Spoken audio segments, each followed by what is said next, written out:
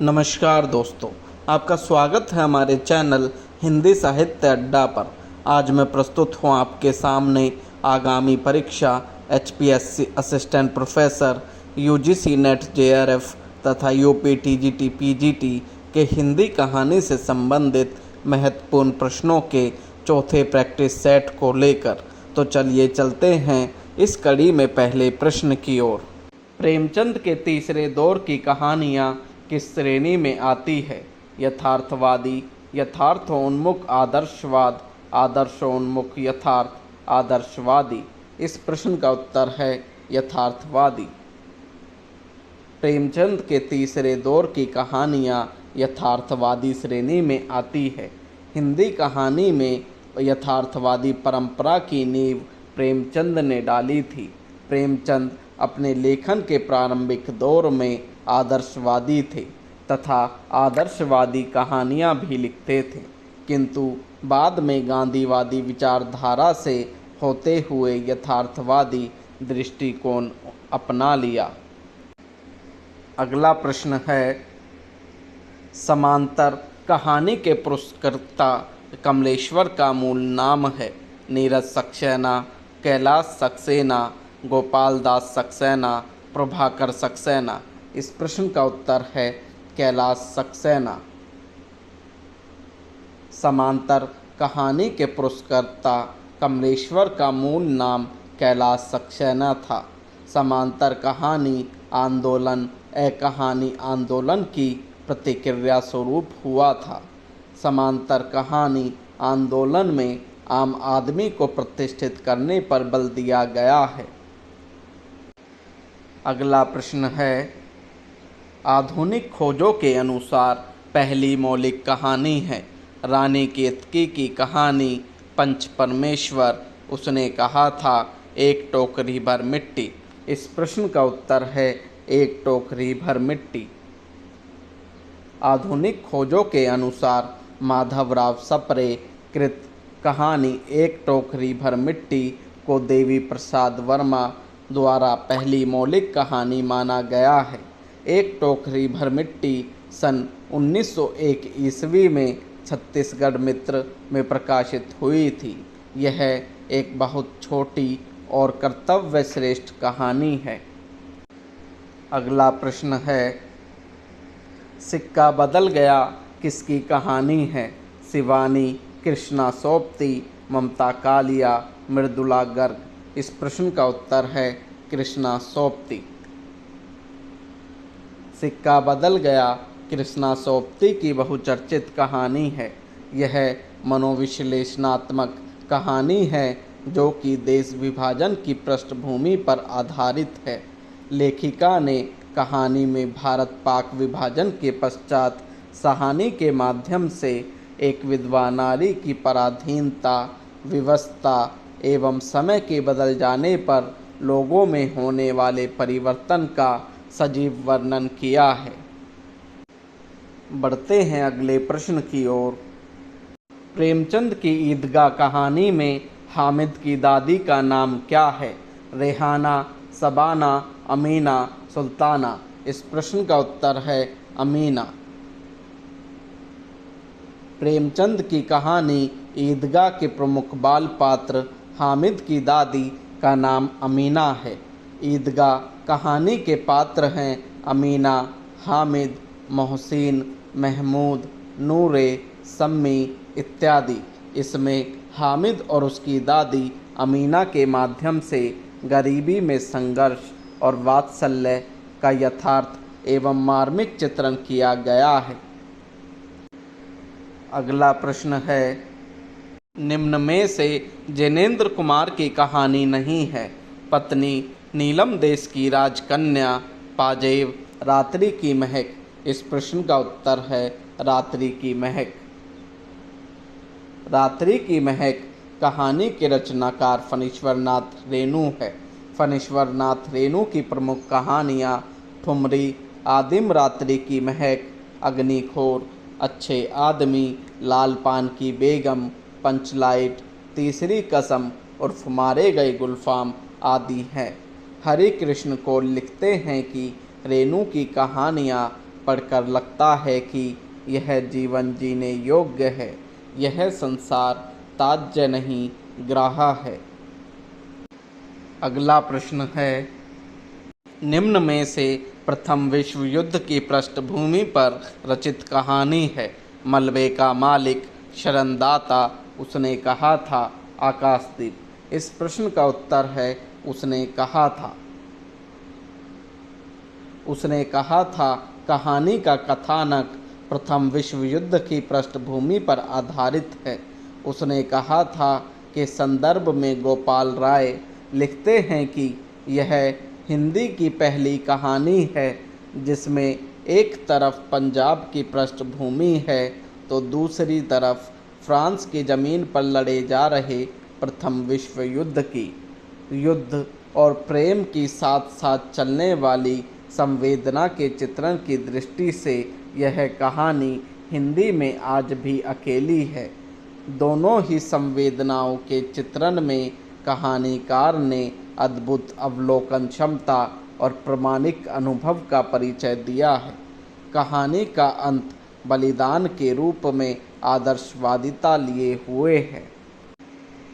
अगला प्रश्न है, निम्न में से राजेंद्र यादव की कहानी कौन सी है? एक और जिंदगी, जहां लक्ष्मी कैद है, तलाश एक दिन। इस प्रश्न का उत्तर है जहां लक्ष्मी कैद है। जहां लक्ष्मी कैद है कहानी के रचनाकार राजेंद्र यादव है। यह कहानी बेटी घर की लक्ष्मी होती है इस परंपरा रूढ़ी मान्यता पर कटाक्ष व्यंग करती है। कहानी की नायिका युवा लक्ष्मी बाप की कैद में मुक्ति की कामना और मानवीय आकांक्षा की पूर्ति के लिए छटपटाती है। वह अपनी अस्मिता के लिए संघर्ष करती है और अंततः गोविंद के साथ भागकर मुक्ति की सांस लेती है।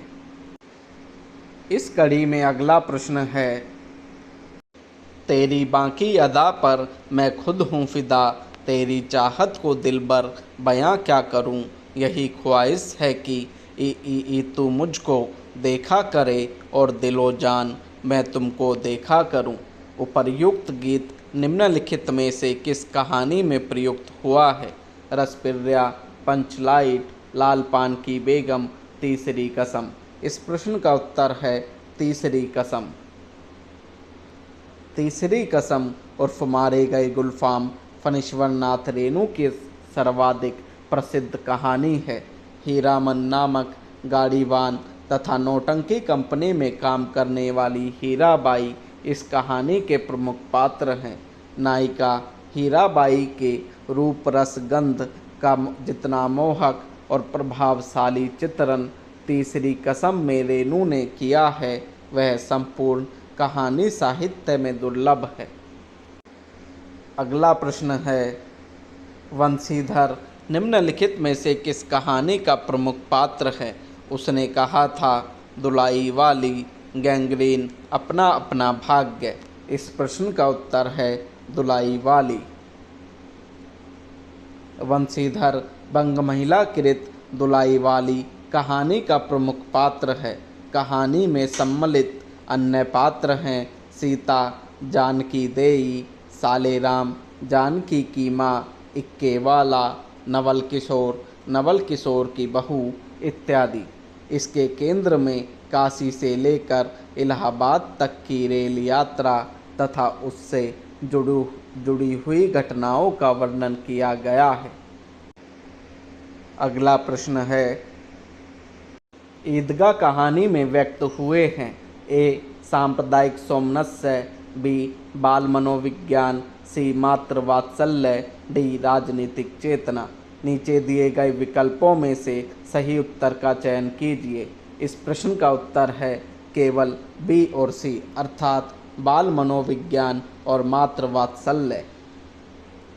कहानी में मुंशी प्रेमचंद एक और जहां हामिद के रूप में बाल मनोविज्ञान तो दूसरी ओर हामिद की दादी अमीना के माध्यम से मातृवात्सल्य को दर्शाते हैं। ईदगाह कहानी वर्ष 1933 ईस्वी में चांद पत्रिका में प्रकाशित हुई थी। ईदगाह कहानी के संदर्भ में कमल किशोर गोयनका लिखते हैं, प्रेमचंद संभवतः हिंदी के पहले कथाकार हैं जिन्होंने मुस्लिम समाज, धर्म और संस्कृति के बड़े ही वास्तविक चित्र को प्रस्तुत किया है। बच्चों की आपसी बातचीत में नाटकीय विधि का उत्तम प्रयोग हुआ है। अगला प्रश्न है, जगपति की बीमारी और बेरोजगारी से उपजी आर्थिक मजबूरियों से त्रस्त पत्नी की कहानी है। राजा निर्बंसिया, नीली झील, सफ़ेद तितलिया, सीने का दर्द। इस प्रश्न का उत्तर है राजा निर्बंसिया। राजा निर्बंसिया कहानी में जगपति की बीमारी और बेरोजगारी से उपजी आर्थिक मजबूरियों से त्रस्त पत्नी चंदा है। कमलेश्वर कृत राजा निर्बंसिया धुरे कथानक वाली हिंदी की पहली कहानी मानी जाती है। इसमें एक और मध्यवर्गीय परिवार के जगपति और उसकी पत्नी चंदा की कथा है, तो दूसरी ओर लोक कथा के नायक राजा रानी है। बढ़ते हैं अगले प्रश्न की ओर। सूची 1 को सूची 2 से सुमेलित कीजिए। जहां सूची 1 में कहानियों के नाम है, वहीं सूची 2 में उनसे संबंधित विषय को दर्शाया गया है। तो चलिए देखते हैं कौन सी कहानी किस विषय पर आधारित है। दुनिया का सबसे अनमोल रत्न, यह कहानी देश प्रेम पर, अमृतसर आ गया, देश विभाजन पर, चीफ की दावत, कहानी में वृद्धों की उपेक्षा तथा पिता कहानी में पुरानी और नई पीढ़ी का द्वंद्व दर्शाया गया है। इस आधार पर इस प्रश्न का उत्तर होगा 4, 3, 1, 2। अर्थात नीचे दिए गए विकल्पों में से इस प्रश्न का उत्तर है ए, 4, 3, 1, 2। इस कड़ी में अगला प्रश्न है, चंद्रधर शर्मा गुलेरी द्वारा रचित कहानी नहीं है। कछुआ धर्म, उसने कहा था, बुद्धू का कांटा, सुखमय जीवन। इस प्रश्न का उत्तर है कछुआ धर्म। कछुआ धर्म चंद्रधर शर्मा गुलेरी द्वारा रचित कहानी नहीं अपितु निबंध है। चंद्रधर शर्मा गुलेरी ने 3 कहानियाँ लिखी है। डॉक्टर गोपाल राय ने इनका कालक्रम निम्न बताया है। सुखमय जीवन 1911 ईस्वी भारत मित्र पत्रिका में प्रकाशित। बुद्धू का कांटा 1914 ईस्वी, उसने कहा था 1915 ईस्वी सरस्वती पत्रिका में प्रकाशित। उसने कहा था गुलेरी जी की सर्वश्रेष्ठ कहानी तथा उनकी कीर्ति का आधार स्तंभ है। अगला प्रश्न है, किसी श्रीमान जमींदार के महल के पास एक गरीब अनाथ विधवा की झोपड़ी थी। जमींदार को अपने महल का हाता उस झोपड़ी तक बढ़ाने की इच्छा हुई। उपर्युक्त पंक्तियाँ किस कहानी की प्रारंभिक पंक्तियाँ है? एक टोकरी भर मिट्टी, पूस की रात, संवदिया, ठाकुर का कुआं। इस प्रश्न का उत्तर है एक टोकरी भर मिट्टी।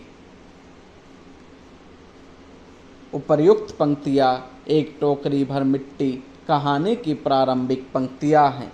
एक टोकरी भर मिट्टी माधवराव सप्रे द्वारा लिखी गई एक प्रसिद्ध कहानी है। कहानी में गरीबी, आत्मसम्मान और भावनात्मक जुड़ाव के विषयों को मार्मिक ढंग से प्रस्तुत किया गया है। अगला प्रश्न है, आकाशदीप कहानी के वर्ण विषय है। ए, आत्मसमर्पण, बी, पिता की हत्या का प्रतिशोध, सी, प्रच्छन्न प्रेम, डी, पुरुष की निरंकुशता। इस प्रश्न का उत्तर है केवल बी और सी, अर्थात आकाशदीप कहानी के वर्ण विषय पिता की हत्या का प्रतिशोध तथा प्रच्छन्न प्रेम है। कहानी में चंपा और बुद्धगुप्त दोनों पहली बार बंदी के रूप में समुद्री नाव में मिलते हैं, जहां बुद्धगुप्त द्वंद्व युद्ध में नाविकों के नायक को पराजित कर नाव का मालिक बन जाता है। धीरे धीरे चंपा और बुद्धगुप्त में प्रेम भाव जागृत होता है, परंतु यह जानकर कि बुद्धगुप्त ने चंपा के पिता की हत्या की थी। इस आकांक्षा के कारण चंपा बुद्धगुप्त के विवाह प्रस्ताव को ठुकरा देती है। अगला प्रश्न है, सोजे वतन संग्रह की कहानियाँ है। ए, यही मेरा वतन है। बी, आहुति। सी, सांसारिक प्रेम और देश प्रेम। डी, जुलूस। इस प्रश्न का उत्तर है केवल ए और सी, अर्थात यही मेरा वतन है तथा सांसारिक प्रेम और देश प्रेम। सोजे वतन में 5 कहानियाँ संकलित हैं, जिनमें दुनिया का सबसे अनमोल रत्न शेख मखमूर, यही मेरा वतन है, सांसारिक प्रेम और देश प्रेम, शोक का पुरस्कार शामिल हैं। सोजे वतन प्रेमचंद का उर्दू में रचित प्रसिद्ध एवं प्रथम कहानी संग्रह है। नवाब राय के नाम से लिखने वाले कहानीकार को प्रेमचंद नाम सोजे वतन ने ही दिया था। अगला प्रश्न है, निम्नलिखित कथनों के संदर्भ में विचार करते हुए नीचे दिए गए विकल्पों में से सही उत्तर का चयन कीजिए। 1, अपना अपना भाग्य कहानी पति से बिछड़ी हुई स्त्री की आप बीती के रूप में चित्रित है। 2, एक टोकरी भर मिट्टी कहानी में एक असहाय विधवा के स्वाभिमान को अभिव्यक्ति मिली है। 3, दुलाई वाली कहानी पर्दा प्रथा की विसंगति पर आधारित है। 4, राही कहानी गांव और शहर के संघर्ष पर केंद्रित है। 5, कानों में कंगना तत्कालीन सामंती परिवेश में पत्नी और वेश्या के प्रति प्रेम की टकराहट पर आधारित एक भावुकतापूर्ण कहानी है।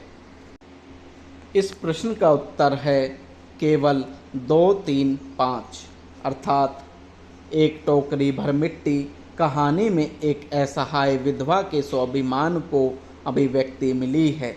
दुलाई वाली कहानी पर्दा प्रथा की विसंगति पर आधारित है तथा कानों में कंगना तत्कालीन सामंती परिवेश में पत्नी और वेश्या के प्रति प्रेम की टकराहट पर आधारित एक भावुकतापूर्ण कहानी है। अगला प्रश्न है, लाल पान की बेगम कहानी में बिरजू की माँ किसे टिशनवाली कहकर संबोधित करती है? चंपिया, जंगी की पतोहू, लरेना की बीवी, राधे की बेटी सुनरी। इस प्रश्न का उत्तर है जंगी की पतोहू। लाल पान की बेगम कहानी में बिरजू की माँ जंगी की पतोहू को टिशनवाली कहकर संबोधित करती है। कहानी में नायिका बिरजू की माँ है, जो गांव भर में लाल पान की बेगम के रूप में जानी जाती है। बिरजू की माँ गाड़ी में बैठकर किस प्रकार लाल पान की बेगम बन जाती है, इसका विस्तृत वर्णन कहानी में मिलता है। बढ़ते हैं अगले प्रश्न की ओर। चंद्रदेव से मेरी बातें शीर्षक कहानी सर्वप्रथम किस वर्ष प्रकाशित हुई थी? सन 1904, सन 1907, सन 1908, सन 1911। इस प्रश्न का उत्तर है सन 1904। चंद्रदेव से मेरी बातें कहानी सर्वप्रथम निबंध के रूप में 1904 ईस्वी के सरस्वती पत्रिका में प्रकाशित हुई थी। बाद में इसे कई पत्र पत्रिकाओं में कहानी के रूप में प्रकाशित किया गया। लक्ष्मी सागर वैष्णवी ने अपने निबंध नवनीत में लिखा है, चंद्रदेव से मेरी बातें कहानी नहीं एक निबंध है।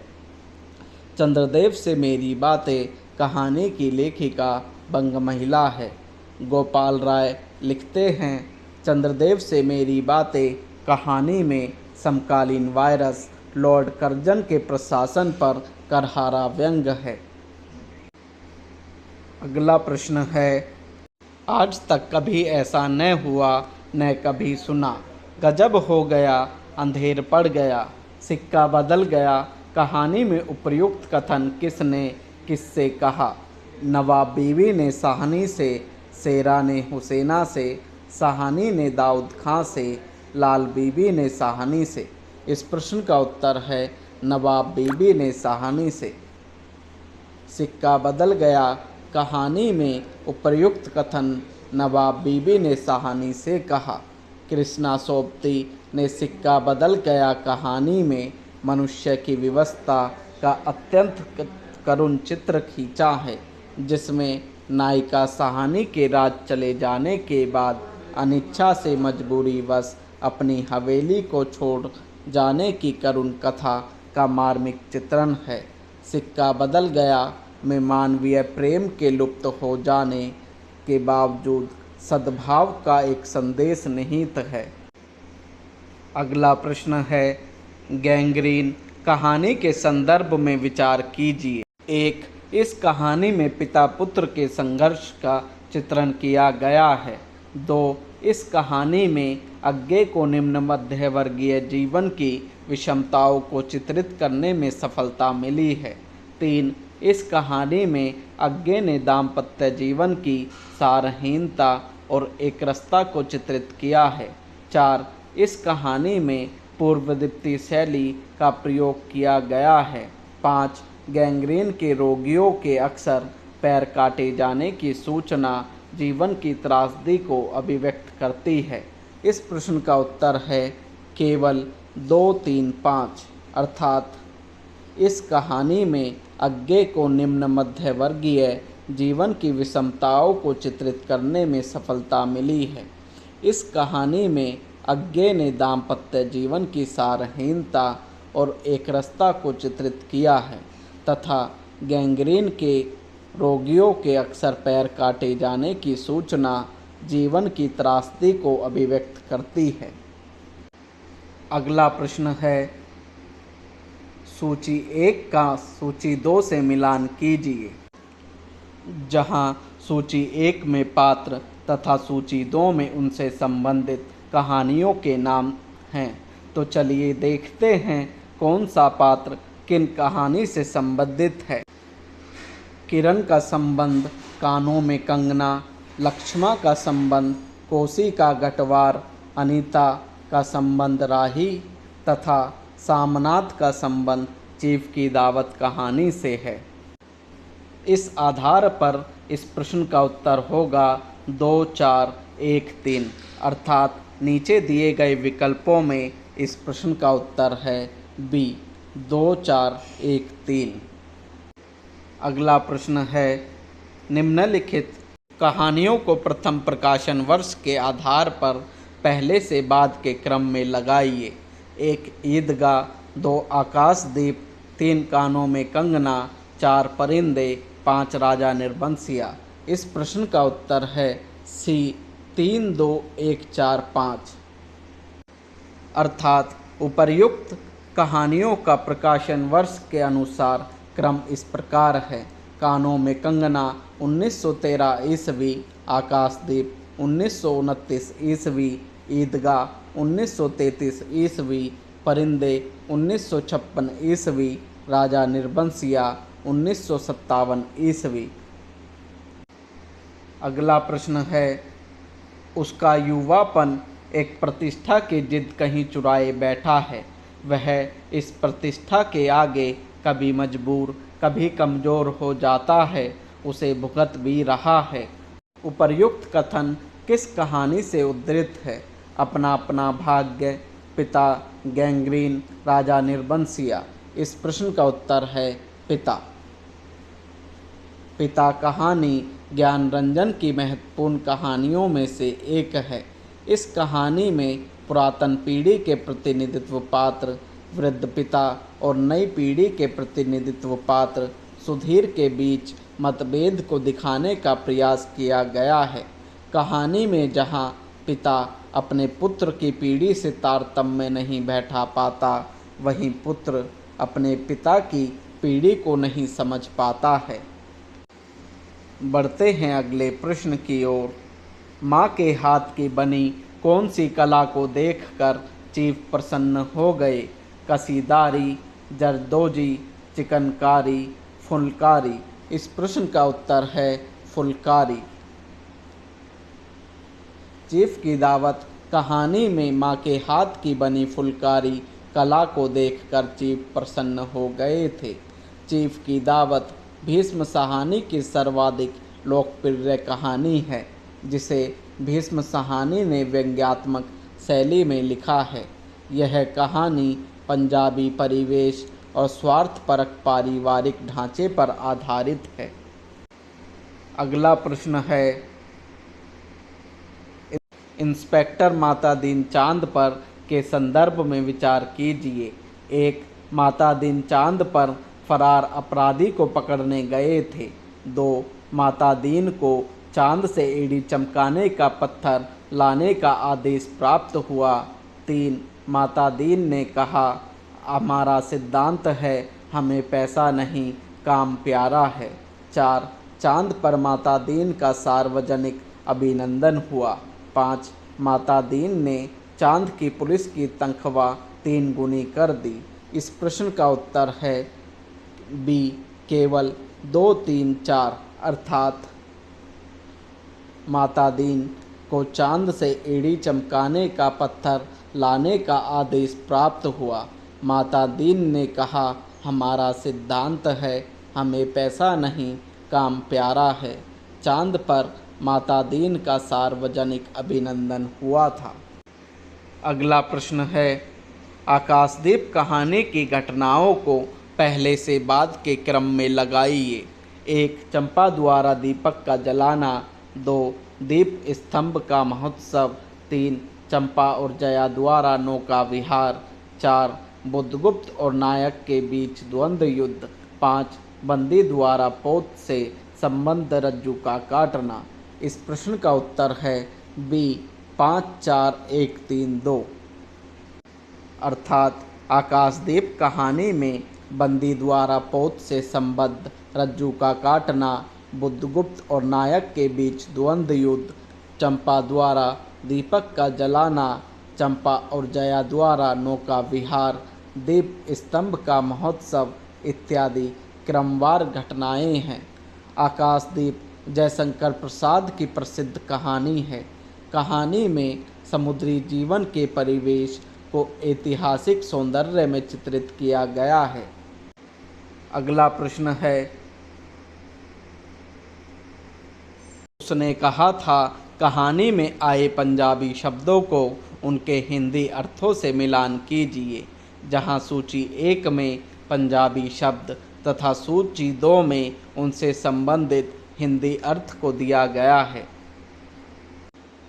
तो चलिए देखते हैं किस पंजाबी शब्द का हिंदी अर्थ क्या है। इसमें पहला है कुड़माई, जिसका अर्थ है मंगनी। दूसरा घुमाव, घुमाव का अर्थ है जमीन की नाप। तीसरा खोते, खोते का अर्थ है गधा। और चौथा है तीमियों या तीमी, जिसका अर्थ है स्त्रियों या स्त्री। इस आधार पर इस प्रश्न का उत्तर हुआ 2, 4, 1, 3, अर्थात नीचे दिए गए विकल्पों में इस प्रश्न का उत्तर है सी, 2, 4, 1, 3। अगला प्रश्न है, इंस्पेक्टर माता दीनचांद पर कहानी के अनुसार इंस्पेक्टर माता दीन ने चांद पर जाकर जो काम किए उन्हें पहले से बाद के क्रम में लगाइए। 1, नकली चश्मदीद गवाह बनाना सिखाया। 2, जान बचाने वाले आदमी को अपराधी बनाकर जेल में डाल दिया। 3, थानों में हनुमान मंदिर बनवाए।